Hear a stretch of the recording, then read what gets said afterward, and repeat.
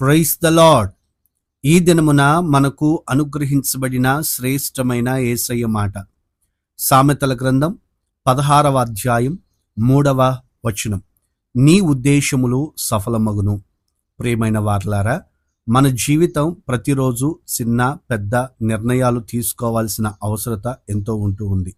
మనం ఎన్నో కలలు కంటూ ఉంటాం, ఎన్నో ఆలోచనలు చేస్తూ ఉంటాం, భవిష్యత్తును గూర్చినటువంటి ఎన్నో ప్రయత్నాలు చేస్తూ ఉంటాం. కానీ చాలాసార్లు మన ప్రయత్నాలు ఎన్నో అడ్డంకుల చేత ఎదిరించబడి విఫలమైపోతూ ఉంటాయి.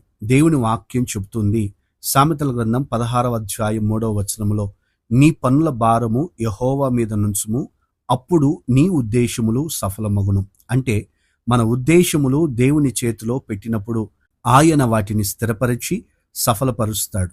అబ్రహాము తన భవిష్యత్తును దేవునికి అప్పగించాడు. యోసేపు తన కలలను దేవుని చిత్తానికి లోబరిచాడు. దావీదు రాజ్య పదవి పొందడానికి ముందు కూడా దేవుని సమయం కొరకు ఎదురు చూశాడు. ఫలితం వారి ఉద్దేశాలన్నీ కూడా సఫలపరచబడ్డాయి. ఎందుకంటే అవి దేవుని చిత్తానుసారమైనటువంటి దేవునికి అనుకూలమైన ఉద్దేశములు. ఈ మాటలు వింటున్న ప్రియ సహోదరుడా, సహోదరి, మీరు ఈరోజు ఏ ఉద్దేశం కలిగి ఉన్నా మొదట వాటిని దేవుని చేతికి అప్పగించండి.